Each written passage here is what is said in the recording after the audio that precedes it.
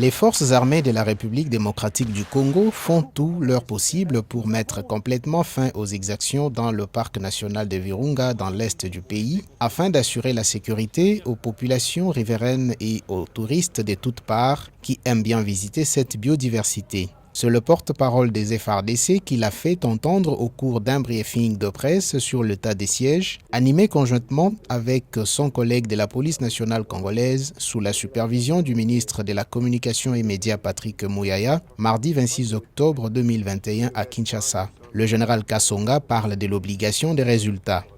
L'annonce faite par le chef est un plan d'action stratégique qu'il a mis à notre disposition, nous obligeant à nous adapter pour mener des opérations jusqu'à dans les derniers retranchements du dernier terroriste, auteur de la violence et des atrocités contre notre population.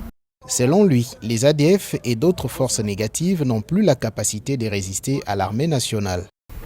Depuis le déclenchement des opérations jusqu'à ce jour, nous n'avons pas de résistance sur le terrain. Je pèse mes mots en tant que militaire, stratège. Nous n'avons pas de résistance sur le terrain. Pour quelle raison? Nous n'avons pas un front physique fixe. L'ennemi n'a pas la capacité de résister à votre armée. Ni en personnel, ni en logistique, il n'a pas cette capacité, l'ennemi. Mais il a plutôt la possibilité de se mouvoir très rapidement, d'éviter le choc avec l'armée, parce que s'il est physiquement établi à un endroit et qu'on le colle à cet endroit-là, on le suit, comme on dit à l'armée, on le fixe sur un terrain bien déterminé. Au bout de 2 jours, on ne parlera plus de la défense, on ne parlera plus de Codécone, on ne parlera plus de terrorisme là-bas. Mais pourquoi les tueries persistent dans la partie sous état des sièges? Le général Kasonga explique. Je vous dis très honnêtement que ce que vous vivez aujourd'hui, ce sont les derniers soubresauts d'un ennemi aux abois en train de fuir parce qu'il est incapable de se fixer et de nous affronter. Alors dans sa fuite-là, tout ce qu'il croise, tout ce qu'il trouve, il tue, il pille, il s'en va parce qu'il est convaincu qu'en nous affrontant, il sera neutralisé de manière définitive. Une étude a été récemment publiée sur le parc Virunga. Cette dernière démontre que les groupes armés se trouvant dans ce parc vivent de la vente des espèces de la faune et de la flore à travers la pêche et aussi de la fabrication des braises. Tout est mis en œuvre pour couper cette source de financement aux rebelles, a rassuré le porte-parole de l'armée nationale. Cette assurance permet d'espérer une réponse à de nombreuses attentes des touristes nationaux et internationaux afin de reprendre la destination Virunga en toute quiétude. Assainissons notre environnement car notre santé en dépend. Telle est l'action que mène le jeune de l'avenue Saint-Christophe de Limete-Funa, regroupé au sein de l'association sans but lucratif Vision Fachi. Ce jeune, mobilisé à assainir leur environnement, souffre d'une carence des outils nécessaires pour la gestion de leurs déchets et lance un appel au soutien. Depuis que nous travaillons, nous curons des déchets qui se trouvent dans ces caniveaux. Nous les rassemblons dans un coin, mais nous ne comprenons pas. Nous retrouvons toujours ces déchets. Parfois, il y a certains matériels qui manquent, comme les mototricycles, pour enlever ces déchets.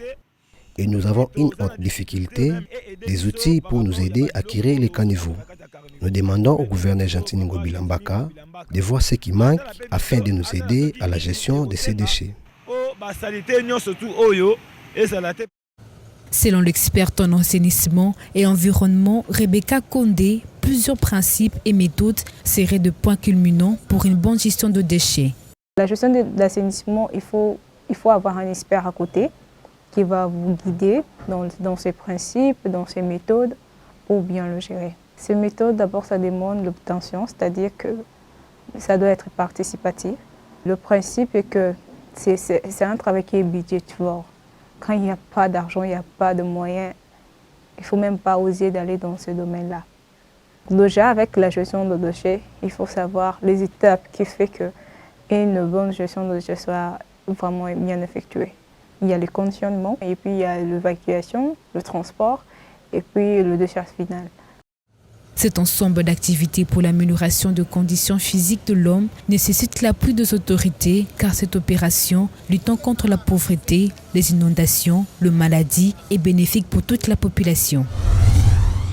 Selon le récent rapport ITIE assoupli 2018-2019 et 1er septembre 2020 sur les recettes du secteur extractif en RDC, près de 95 millions de dollars de redevances minières destinées au Fonds minier pour les générations futures, FOMIN, ont pris une destination inconnue, versée dans les faux comptes bancaires que la Banque centrale du Congo communiquait à certaines entreprises durant cette période, entre janvier 2018 et juin 2020, pour détourner les 10% de la redevance du FOMIN. En tout, les services de l'ITIE ont mis à jour un décalage de 256 millions de dollars sur les recettes minières au profit du Trésor au cours de la période indiquée. Certains opérateurs miniers ayant décelé les magouilles perpétrées par la Banque centrale du Congo se sont abstenus de payer du fait que le compte FOMIN indiqué par la BCC aux banques commerciales agréées était différent de celui repris sur les notes de perception.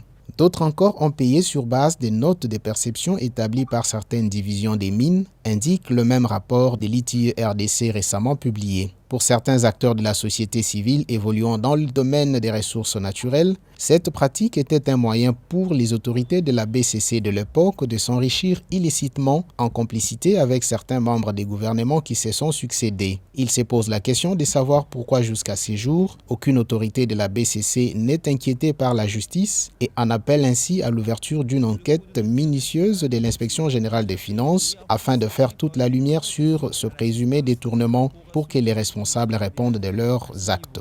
Rappelons que le Fonds minier pour les générations futures a été institué par la loi numéro 007/2002 du 11 juin 2002, modifiée et complétée par la loi numéro 18/001 du 9 mars 2018, dite Code minier. L'article 242 de cette dernière prévoit que 10% de la redevance minière soit versée dans le compte de cet établissement public à caractère administratif. Cadre à la DGDA depuis plusieurs années, Bilendo Vingoutieri, baptisé Néhémie, avance lentement et sûrement vers la fin de sa carrière au service de l'État. Pour mieux préparer sa retraite et lutter contre l'insécurité alimentaire, ce haut fonctionnaire s'est investi dans l'agro-pastoral à domicile. Il nous partage ici son expérience dans la pisciculture. J'avais commencé avec des tilapia. Bon, la quantité, je ne saurais pas. Mais c'était quand même une centaine de pêcheurs de Kinkole qui sont venus et m'ont vendu. J'ai déversé. D'abord, il y avait aussi des Congo à Sika. Et puis, bon, Mabundu, c'est naturel. Hein? La pisciculture est une activité qui présente plusieurs avantages pour sa réalisation, notamment la possibilité de mener de front plusieurs types de cultures à l'intérieur de la même masse d'eau, les traitements et les récoltes restant indépendants. Un moyen efficace pour lutter contre l'insécurité alimentaire par la consommation du poisson bio. Néhémie Bilendo en a fait l'expérience. Quand j'ai vidé, en tout cas, c'était quand même sérieux. Je me souviens que j'avais un bassin là transparent. Alors j'ai mis ce poisson dans un bassin transparent. Quand on menait ça là-bas, c'est tous les quartiers qui étaient vraiment surpris, émerveillés. Il dit, mais oui. Chaque matin, vous me voyez là-bas, vous croyez que je vais blaguer? Non, je ne blague pas. Je vais travailler et ça, c'est le résultat. J'ai fait des poissons avec le Congo à Sika, des poissons avec, à la maison là. On a mangé ça, je crois, pendant 3 ou 4 mois. La pisciculture en général, et celle de tilapia en particulier, est une activité rentable par la teneur élevée en protéines, un taux de croissance et une grande taille par rapport à d'autres espèces de poissons. Aujourd'hui, la demande des poissons et des produits à base des poissons augmente en raison de leurs bienfaits pour la santé par rapport à la demande générale des viandes et des produits carnés. D'où des nouvelles dispositions pour mieux répondre à cette demande. Comme j'avais clôturé, maintenant je me dis, chaque fois que des gens ont besoin de poissons, à partir de décembre, maintenant on va pêcher. Donc je vais, comme c'est plein, quand vous jetez de la nourriture, ils peuvent venir. Donc on va faire des cannes sous forme de filets. On attrape et puis on prend ce qu'on peut prendre, le reste on remet. La lutte contre l'insécurité alimentaire est une affaire de tous. Voici donc un modèle à suivre et une expérience reproductible dans plusieurs foyers pour lutter contre la pauvreté et atteindre l'autosuffisance alimentaire.